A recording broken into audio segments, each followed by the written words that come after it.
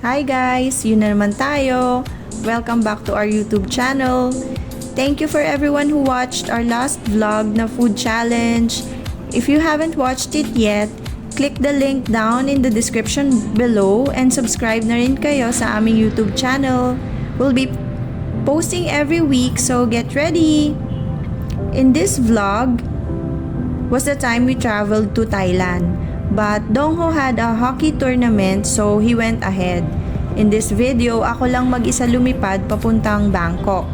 Sumakay ako ng Thai Airways and the travel time took around mga 3 hours mahigit.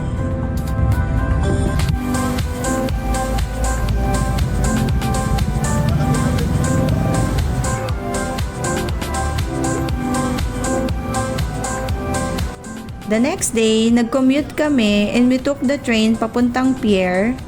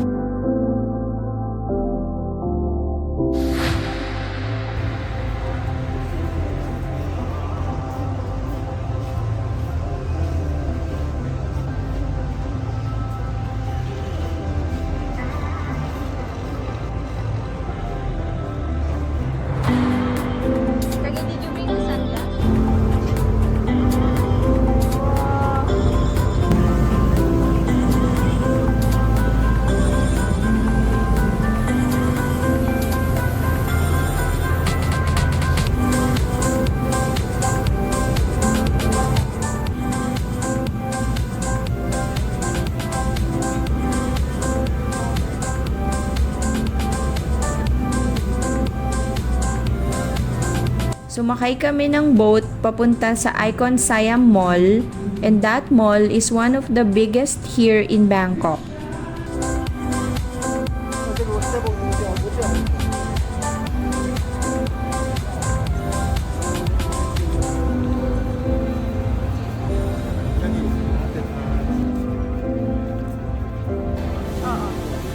Inside the mall, sa ground floor, meron siyang souk or market na kung saan may mga food na authentic Thai street food.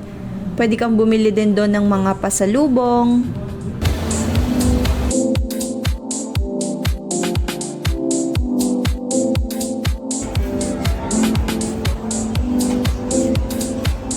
This one is green papaya salad na Bangkok style. Masarap siya, super healthy, hindi siya matamis, hindi rin maalat or maasim, basta sakto lang.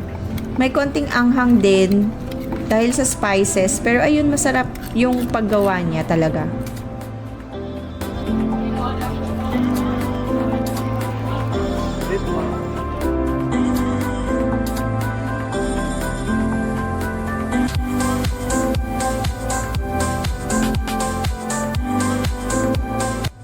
The following day naman, we went to Wat Phra Kaew, or most known as the Temple of the Emerald Buddha.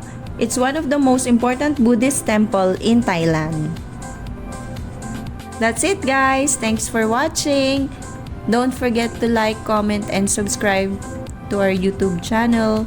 If you have any ideas for our next content like challenges or places we can visit next time, just leave your comments down below, or you can also check out our Facebook page and send us a message there. Thanks for watching. Kamsahamnida. Bye.